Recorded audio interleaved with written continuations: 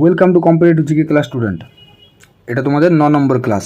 তো দেখো, প্রতিটা ক্লাসে আমি বলি যে তোমরা ক্লাসটি প্রথম থেকে শেষ পর্যন্ত দেখবে, কারণ এইখানে আমি কোশ্চেন অ্যান্সার সাথে সাথে বাকি যে অপশানগুলো আছে সেগুলো নিয়েও আলোচনা করব এবং এক্সট্রা কিছু কোশ্চেন নিয়েও আলোচনা করব। ওকে, আর ক্লাসটির শেষে যদি ক্লাসটি ভালো লেগে থাকে তো তোমরা ভিডিওটি লাইক এবং চ্যানেলটিকে সাবস্ক্রাইব করে দিও। তো চলো, বেশি কিছু না বলে ক্লাসটি স্টার্ট করে যাক। দেখো, কোশ্চেন নাম্বার 1 কী বলে দেখো, যে আরাবল্লী পর্বতশ্রেণী কোন প্রকারের পর্বতের উদাহরণ? আরাবল্লী পর্বতশ্রেণী। অপশান এ আগ্নেয় পর্বত, অপশান বি স্তূপ পর্বত, অপশান সি ভঙ্গিল পর্বত, না অপশান ডি ক্ষয়জাত পর্বত। তাহলে আরাবল্লী পর্বতশ্রেণী কোন প্রকার পর্বত উদাহরণ? তো মনে রাখবে, এটা তোমাদের অ্যান্সার হবে অপশান ডি, ক্ষয়জাত।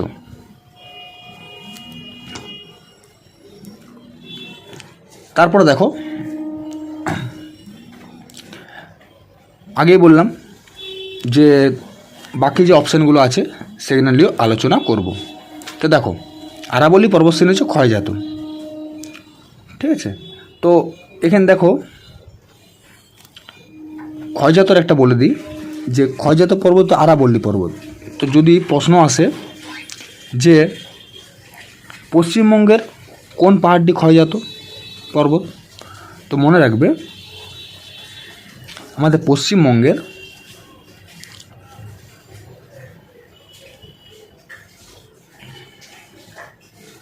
শুশুনিয়া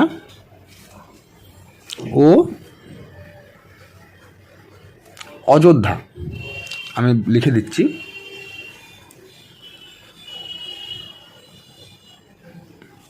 শুশুনিয়া ও অযোধ্যা দুটোই হচ্ছে পশ্চিমবঙ্গ, ঠিক আছে। জানো তোমরা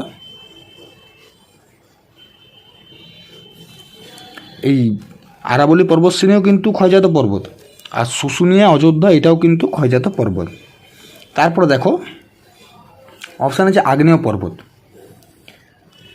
হ্যাঁ, আগ্নেয় পর্বত। আগ্নেয় পর্বতের দু একটা নাম তো মনে রাখবে। আগ্নেয় পর্বতে ভারতের, আমি এখানে লিখে দিচ্ছি, পাশে জায়গাটার নামটা লিখে দেবো, এরিয়াটা, ঠিক আছে। দেখো, আগ্নেয় পর্বত ব্যারেন দ্বীপ, ব্যারেন দ্বীপ। যদি বললো ব্যারেন দ্বীপ পর্বতশ্রেণী কোন প্রকার পর্বত? আগ্নেয় পর্বত। তো ব্যারেন দ্বীপ কোথায় অবস্থিত? না মনে রাখবে,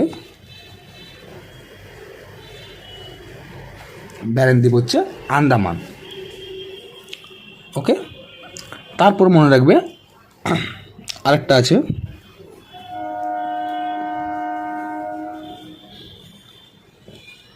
নারকোন্ডাম। এটাও কোথাও?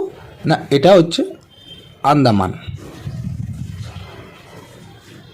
তারপরে জানো তোমরা জাপানের মাউন্ট ফুজি, ঠিক আছে, মাউন্ট ফুজি কোথায়? না জাপান, ঠিক আছে। তারপর আরেকটা আছে, আমি এখানটা লিখে দিচ্ছি, ঠিক আছে, মাউন্ট কিলিমাঞ্জারো, যেটা হচ্ছে আফ্রিকা, ঠিক আছে। মাউন্ট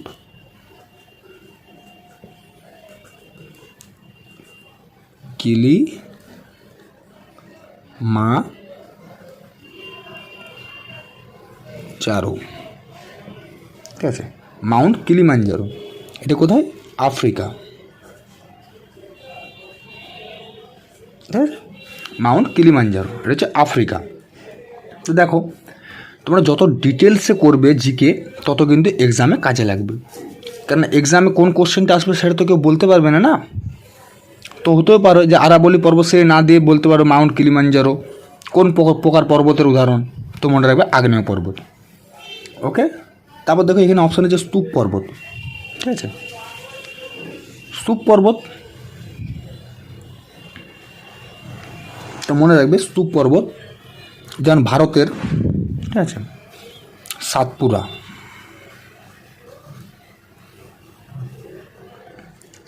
পর্বত, ভারত, সাতপুরা পর্বত। তারপরে আছে ব্ল্যাক ফরেস্ট, ঠিক আছে, ব্ল্যাক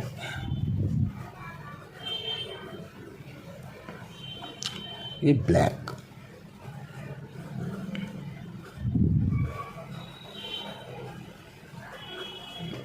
ব্ল্যাক ফরেস্ট কোথায় না জার্মানি, হ্যাঁ ব্ল্যাক ফরেস্ট হচ্ছে জার্মানি। তারপর হচ্ছে ভোজ, ভোজ কোথায় না ফ্রান্স।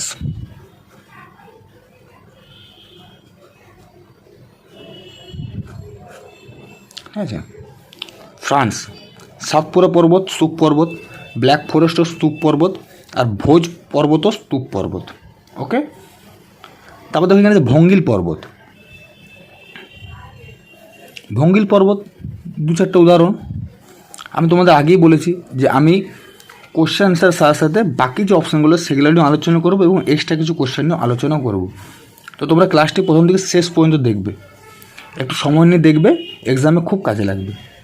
তারপর দেখবেন ভঙ্গিল পর্বত। ভঙ্গিল পর্বত কোনগুলো? যেমন হিমালয়, হিমালয় এটা ভঙ্গিল পর্বত। ঠিক আছে, আমি আর লিখছি না এখানে, পাশে জানো তোমরা ভারত। তারপর দেখো এখানে আছে রকি,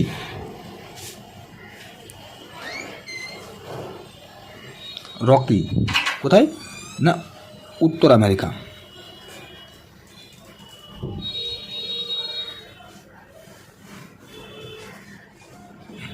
রকি হচ্ছে উত্তর আমেরিকা। তারপর আছে আন্দিজ,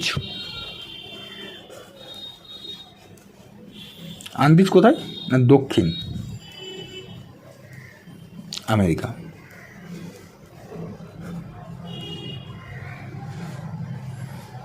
ঠিক আছে, তারপর মনে রাখবে এখানে আমি এখানটা লিখে দিচ্ছি আল্পস,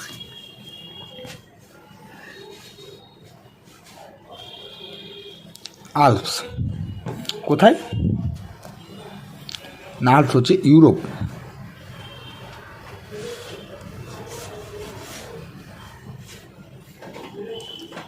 ঠিক আছে, হিমালয়, রকি, আন্দিজ, আল্পস এগুলো সব ভঙ্গিল পর্বতের উদাহরণ।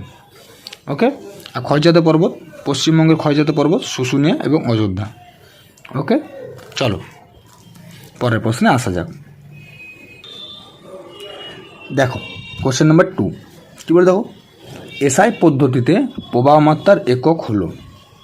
এসআই পদ্ধতিতে option A volt, option B joule, option C ampere, option D watt. তাহলে এসআই পদ্ধতির প্রবাহমাত্রার একক কী না মনে রাখবে, এসআই পদ্ধতির প্রবাহমাত্রার একক হচ্ছে অ্যাম্পিয়ার। তাহলে দেখো এখানে আছে ভোল্ট, তাহলে এসআই পদ্ধতিতে কার একক ভোল্ট, অ্যাম্পিয়ার তো প্রবাহমাত্রার একক, তাহলে ভোল্ট কার একক? তো মনে রাখবে ভোল্ট হচ্ছে ভোল্টেজ,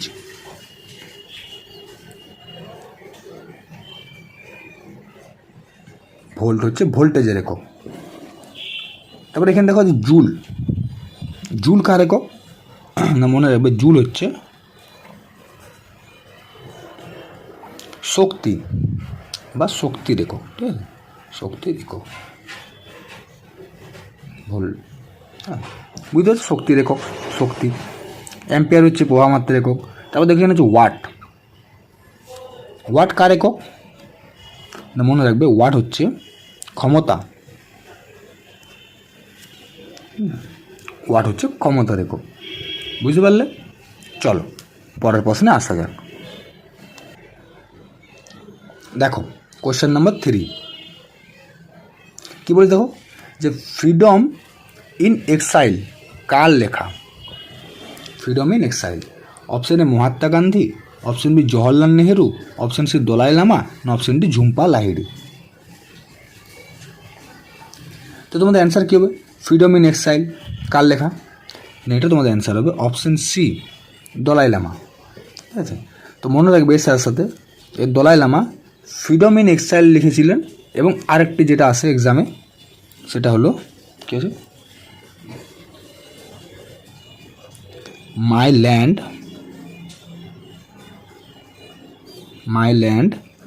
অ্যান্ড মাই পিপল। তাহলে my land and my people এটাও কিন্তু দলাই লামার লেখা, ফ্রিডম ইন এক্সেলের দলাই লামার লেখা। তারপর দেখুন গান্ধীজি, তাহলে গান্ধীজির লেখা যেগুলো এক্সামে আছে, যে যে গ্রন্থগুলো এক্সামে এসছে বা আসতে পারে আমি সেই সব লিখে দিচ্ছি, ঠিক আছে। তোমাদের গান্ধীজি মনে রাখবে, the story of my experiment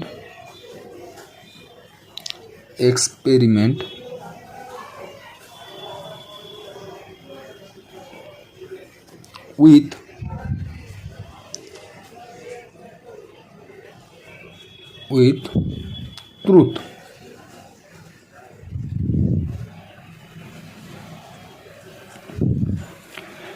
the story of my experiment with truth, এটা হচ্ছে গান্ধীজির লেখা। এর সাথে সাথে মনে রাখবে গান্ধীজির 2 নম্বরে হিন্দ স্বরাজ।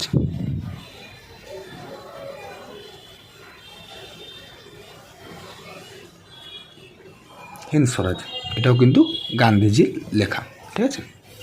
তারপর দেখেন জওহরলাল নেহেরু তো মনে রাখবে, the Discovery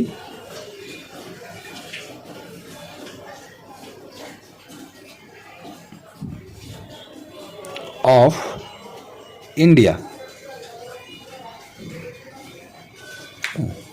the Discovery of India. তারপর আছে অ্যান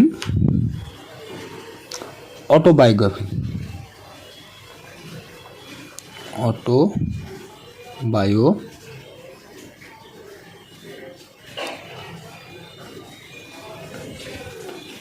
অটোবায়োগ্রাফি, ঠিক আছে।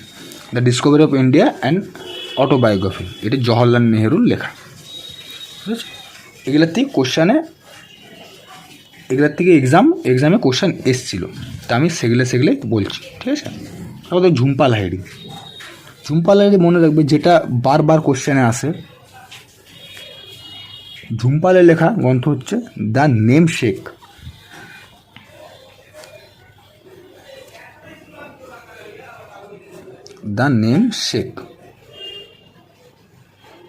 ঠিক আছে, দ্য নেম শেক হচ্ছে ঝুম্পা লাহিড়ীর লেখা গ্রন্থ, বুঝেছো। এটা কিন্তু এক্সামে অনেকবার এসছে, এটা মনে রাখবে, the name shake.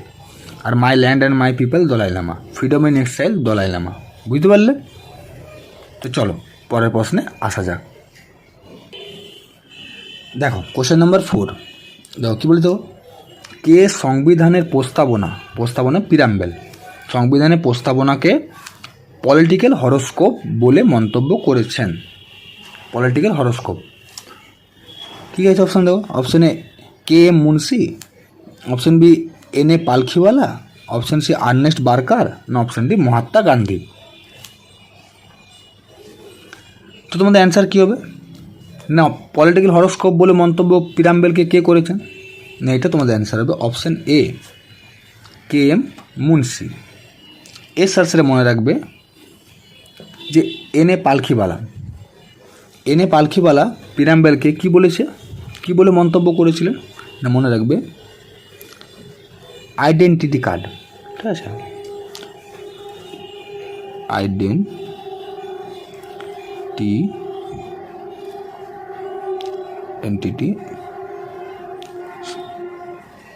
Identity card বা পরিচয়পত্র, ঠিক আছে।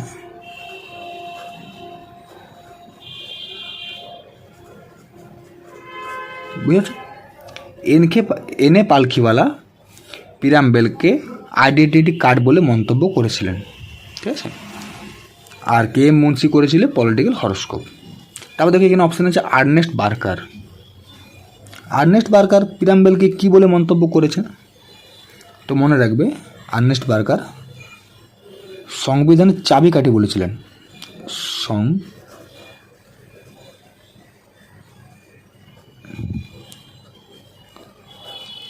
চাবিকাঠি। বা বলেছিল কি নোট, কি নোট।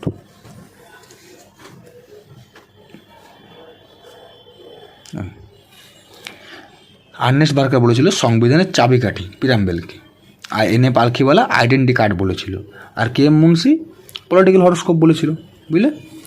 আর এখানে দেখো অপশান আছে মহাত্মা গান্ধী। মহাত্মা গান্ধী সেরকম কিছু পিরাম্বেলের নিয়ে উল্লেখ করেনি। ওকে, তো চলো পরের প্রশ্নে আসা যাক। দেখো কোশ্চেন নাম্বার 5 কী বলে, দেখো নদীতে প্রবাহমান জলকে বলা হয়, নদীতে প্রবাহমান, option A lentic, option B lotic, lentic জল, অপশান বি লোটিক জল, option C helical flow, option D কোনোটি নয়।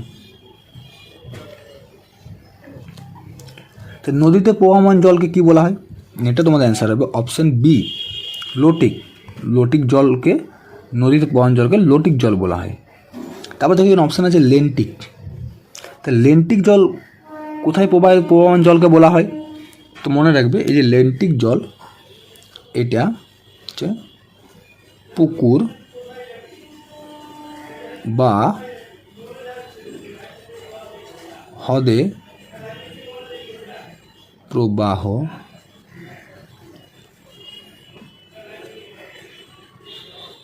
জলকে, পুকুর বা হ্রদে প্রবাহমান জলকে লেন্টিক জল বলা হয়। এটা কিন্তু ভালো করে মনে রাখবেন, ঠিক আছে। শুধু এইটুকু মনে রাখবে যে লোটিক হচ্ছে নদী আর লেন্টিক হচ্ছে পুকুর বা হ্রদ। লোটিক নদীটা মনে রাখলেই লেন্টিকটা মনে পড়ে যাবে, কারণ এক্সামে আসার চান্স খুবই বেশি, হ্যাঁ, বিশেষ করে পুলিশ এক্সাম, পশ্চিমবঙ্গের এক্সামে, বুঝেছ। তো চলো, আর হেলিক্যাল ফ্লো আছে। দেখো হেলিক্যাল ফ্লো অ্যাকচুয়ালি সেরকম কিছু, হেলিক্যাল ফ্লো মানে একটা বাঁধ টাইপের, মানে আঁকা বাঁকা বাঁধ, ঠিক আছে। এখান থেকে সেরকম কোনো কোশ্চেন আসে না, তো যেখান থেকে কোশ্চেন আছে সেগুলো আমি বলে দিলাম। ওকে, মনে রাখবে লোটিকটা হচ্ছে নদীতে আর লেন্টিকটা পুকুর বা হ্রদে। চলো পরের প্রশ্নে আসা যাক। দেখো কোশ্চেন নাম্বার 6 কী বলে, দেখো যে কোনটিকে চাকাস রোগ বলে, অপশান এ কালাজ্বর, option B malaria, option C trypanosomiasis, না অপশান ডি জিয়ারডিয়া। চাকাস রোগ কোনটিকে বলে, তোমরা এখানে এই যে বলতে চেয়েছে মানে বৈজ্ঞানিক নেম, সায়েন্টিফিক নেম, ঠিক আছে। তাহলে চাকাস রোগের সায়েন্টিফিক নেম, তো মনে রাখবে এটা তোমাদের অ্যান্সার হবে অপশান সি টিপানোসোমিয়াসিস, ঠিক আছে। তারপর দেখো এখানে কালা জ্বর আছে অপশানে, ঠিক আছে। কালা জ্বরটা মনে রাখবে লেশমেনিয়া, ঠিক আছে, লেশমেনিয়া,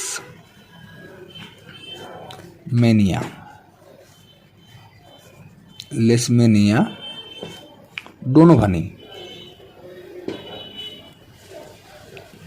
ডোনোভানি, ঠিক আছে।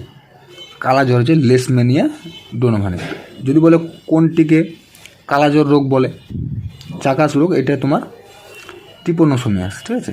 আর এটা মনে হবে কালা জ্বর লেশমেনিয়া ডোনোভানি, বৈজ্ঞানিক নেম, সায়েন্টিফিক নেম কিন্তু এক্সামে আসে, তো মনে রাখবে কালা জ্বরের লেশমেনিয়া ডোনোভানি। তারপর দেখুন অপশান আছে ম্যালেরিয়া, ঠিক আছে। তাহলে ম্যালেরিয়া কি, তো মনে রাখবে প্লাজমোডিয়াম, ঠিক আছে,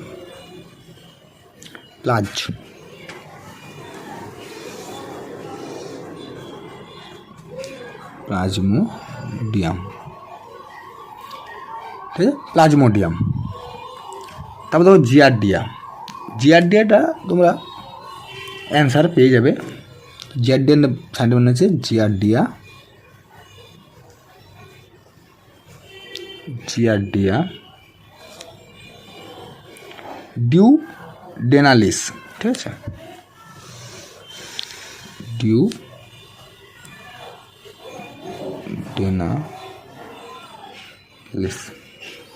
ডিওডেনালিস, ঠিক আছে, giardia ডিওডেনালিস।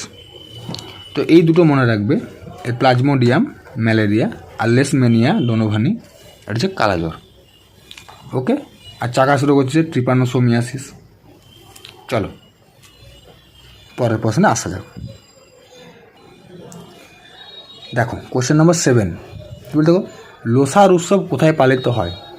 Option A Andhra Pradesh, option B Arunachal Pradesh, option C Assam, না অপশান ডি ছত্তিশগড়। তাহলে লোসার উৎসব কোথায় পালিত হয়? না মনে রাখবে লোসার উৎসব পালিত হয় অরুণাচল প্রদেশ। ঠিক আছে, তো এর সাথে সাথে মনে রাখবে এক্সামে লোসার নাও দিতে পারে। ঠিক আছে, তো মনে রাখবে অরুণাচল প্রদেশের লোসার সাথে সাথে মনে রাখবে যে সেলুং,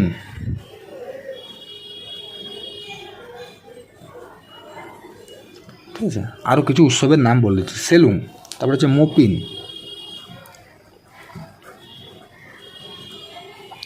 মোপিন, তারপরে মনে হবে মায়োকো, মায়োকো, মা ও কো, ঠিক আছে, ইত্যাদি ইত্যাদি। ঠিক আছে, ইত্যাদি, ইটিসি লিখে দিচ্ছি, ইটিসি। হ্যাঁ, সেলুং, সেলুং উৎসব কোথায়? না অরুণাচল প্রদেশ। মোপিন উৎসবও অরুণাচল প্রদেশ, মায়োকো অরুণাচল প্রদেশ। তারপর দেখুন অপশানে আছে অন্ধ্রপ্রদেশ। তো অন্ধ্রপ্রদেশের কিছু তো মনে রাখবে পোঙ্গাল, পোঙ্গাল, পোঙ্গল বা পোঙ্গাল, পোঙ্গল উৎসব অনেকেই জানো যে পোঙ্গল উৎসব। তারপর মনে হবে উগাদি, উগাদি, তারপর হচ্ছে রথ সপ্তমী,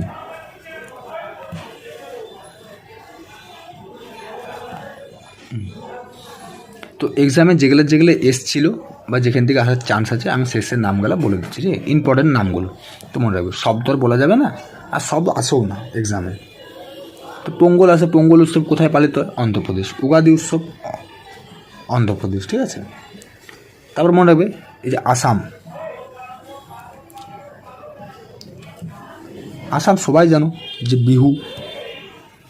তো এইখানে মনে রাখবে এই যে বিহুরও কিন্তু ভাগ আছে, যেগুলো কিন্তু এসএসসি এক্সামও আসার চান্স খুবই বেশি। ঠিক আছে, আর এসেছেও। তো মনে রাখবে বিহু 3টে ভাগ আছে। ঠিক আছে, মনে রাখবে বিহু প্রথমটা হচ্ছে বহাগ বিহু, বহাগ বিহু, এটা মনে রাখবে বহাগ বিহুটা কখন হয়? বহাগ বিহু হয় এপ্রিলে, এপ্রিল।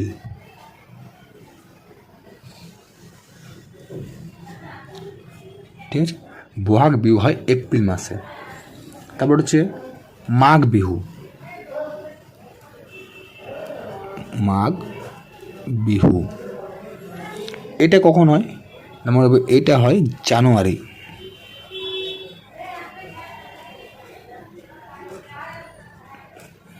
জানুয়ারি মাসে। তারপর একটা মনে রাখবে একটা হয় কাটি বিহু, কাটি বিহু, এটা কখন হয়? না মনে রাখবে এটা হয় অক্টোবরে।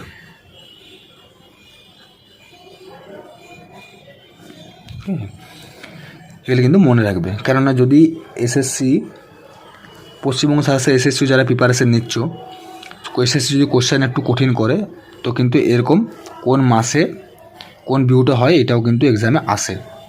ঠিক আছে, তোমার বহাগ বিহু এপ্রিল, মাঘ বিহু জানুয়ারি, আর কাটি বিহু হচ্ছে অক্টোবর। ঠিক আছে, তারপর ছত্তিশগড়। ঠিক আছে, ছত্তিশগড়ে কোন কোন উৎসব?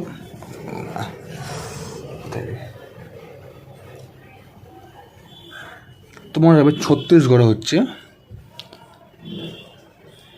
কাজারি, কাজারি উৎসব। তারপরে আছে বস্তর, ঠিক আছে, বস্তর উৎসব।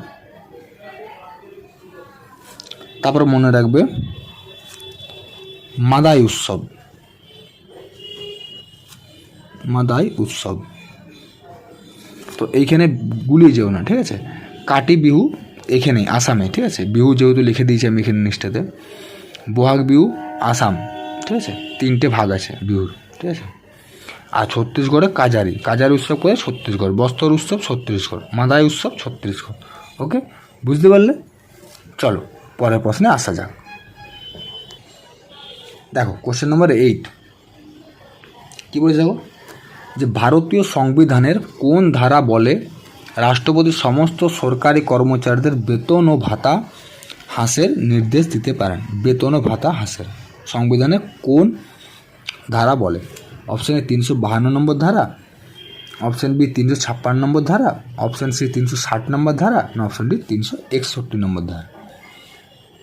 তোমাদের অ্যান্সার কী হবে এটা, যে কোন ধারা বলে? এটা তোমাদের অ্যান্সার হবে অপশন সি 360 নম্বর ধারা বলে যে রাষ্ট্রপতি সমস্ত সরকারি কর্মচারীদের বেতন ও ভাতা হ্রাসের নির্দেশ দিতে পারে। তারপর দেখো এটা আছে 352 নম্বর ধারা। 352 নম্বর ধারা কী বলা আছে মনে রাখবে, 352 নম্বর ধারা, রাষ্ট্রপতি জরুরি অবস্থার ঘোষণা দিতে পারেন। জরুরি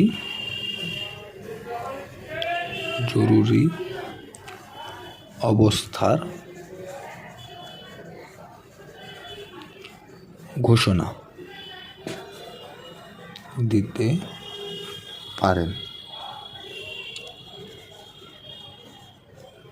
রাষ্ট্রপতি।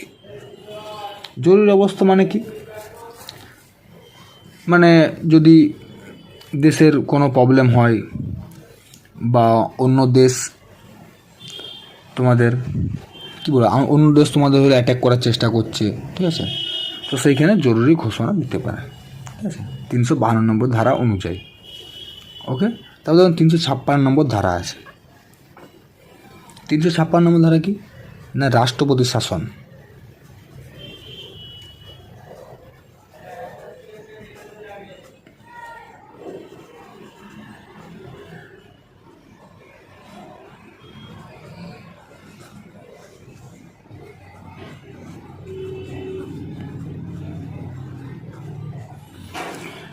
তিনশো 356 নম্বর ধারা অনুযায়ী রাষ্ট্রপতি শাসন জারি করতে পারে, ঠিক আছে। আর বেতন ও ভাতা হ্রাস নির্দেশ দিতে পারে 360 নম্বর। তারপর দেখো 361 নম্বর আছে, ঠিক আছে। 361 নম্বর কি? 361 নম্বর হচ্ছে মানে বলতে গেলে মনে রাখবে, 361 নম্বর মানে রাষ্ট্রপতি বা রাজ্যপালদের গ্রেপ্তার করা যাবে না বা তাদের বিরুদ্ধে মামলা করা যাবে না, এসব কিছু বলা আছে। আমি তাও লিখে দিচ্ছি, ঠিক আছে। রাষ্ট্রপতি বা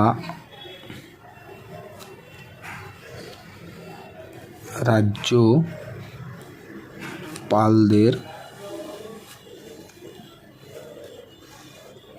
বিরুদ্ধে কোনো মামলা করা যাবে না বা তাদের গ্রেপ্তার, ঠিক আছে, গ্রেপ্তার ও করা যাবে না।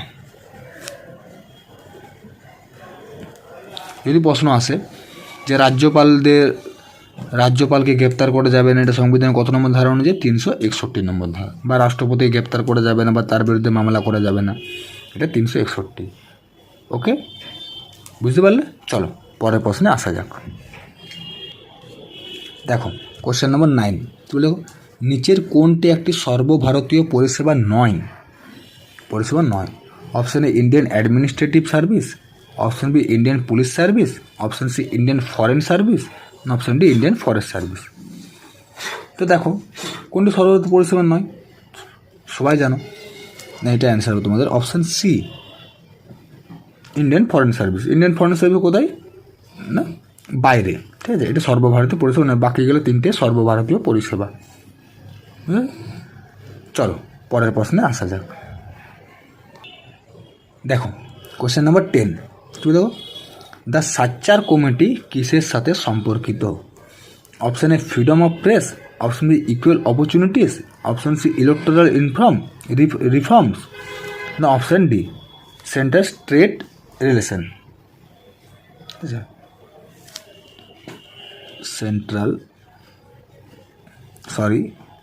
Central state relation.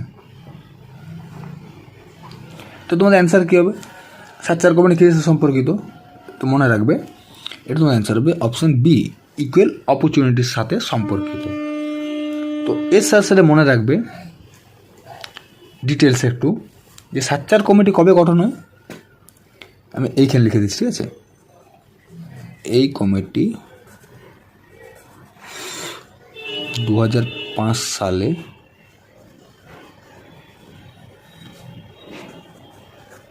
গঠন হয়, ঠিক আছে? তো মনে রাখবে এই যে সাচ্চার কমিটি, এর সভাপতিত্ব কে করেন? মানে লিখে দিচ্ছি, এই কমিটির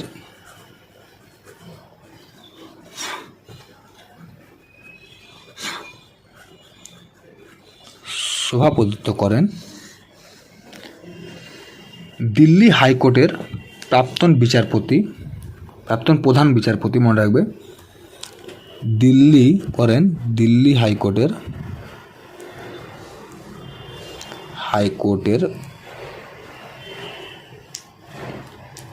প্রাক্তন প্রধান বিচারপতি, দিল্লি হাইকোর্টের প্রাক্তন প্রধান বিচারপতি, কি নাম না রাজেন্দ্র সাচ্চার, রাজেন্দ্র